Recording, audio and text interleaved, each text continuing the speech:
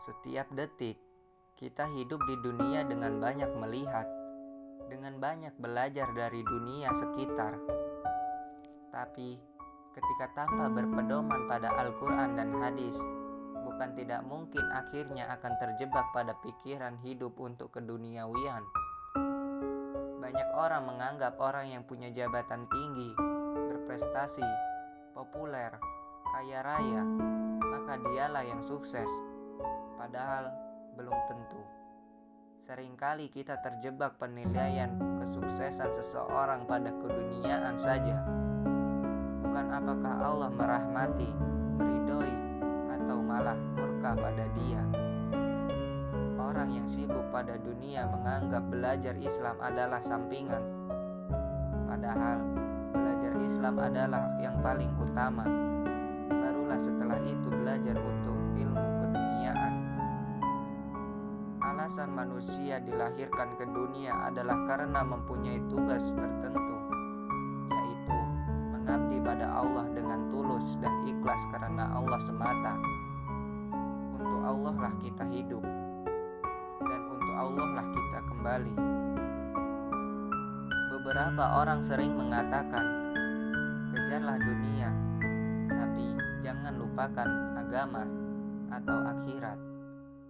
Menurut saya, kalimat tersebut menunjukkan bahwa yang dikejar utamanya adalah sesuatu yang bersifat duniawi, berupa kedudukan, status sosial, popularitas, jabatan, kekayaan, dan lain-lain. Setelah itu, barulah akhirat. Dalam Al-Quran surah Al-Qasas ayat 77 mengatakan, yang artinya, dan carilah pada apa yang telah dianugerahkan Allah kepadamu kebahagiaan negeri akhirat, dan janganlah kamu melupakan kebahagiaanmu dari kenikmatan duniawi. Susunan kalimat dalam ayat Al-Quran itu menunjukkan kita hidup di dunia diberi anugerah ilmu, kemampuan, harta, dan lain-lain untuk mengutamakan mengejar akhirat. Hidup untuk Allah, barulah setelah itu dikatakan jangan lupakan kebahagiaan dunia. Urusan akhirat harus selalu menjadi motif acuan, tujuan, harus selalu menjadi yang paling utama. Tata cara, tata nilai, dan segala aktivitas kehidupan. Sedangkan dunia menjadi pelengkap. Dunia menjadi syarat minimal atau faktor pendukung saja. Misalnya, pakaian yang menutupi aurat adalah urusan akhirat, sedangkan merek, model, jenis kain, atau warnanya merupakan urusan dunia. Hidup untuk beribadah adalah urusan akhirat. Hidup secara sederhana, berkecukupan, atau berlimpahan adalah urusan dunia semata. Membelanjakan harta untuk kebaikan adalah urusan akhirat, tapi membelanjakan harta untuk kesenangan atau hedonisme merupakan urusan dunia. Jika teman-teman berorientasi akhirat, maka dunia akan mengikuti. Namun, jika teman-teman berorientasi dunia, maka hanya akan mendapat dunia semata. Allah Subhanahu wa Ta'ala berfirman dalam Al-Quran surah Al-Qiyamah ayat 20 dan 21. Kalla bal tuhibbunal ajilah wa tadaruna wal akhirah.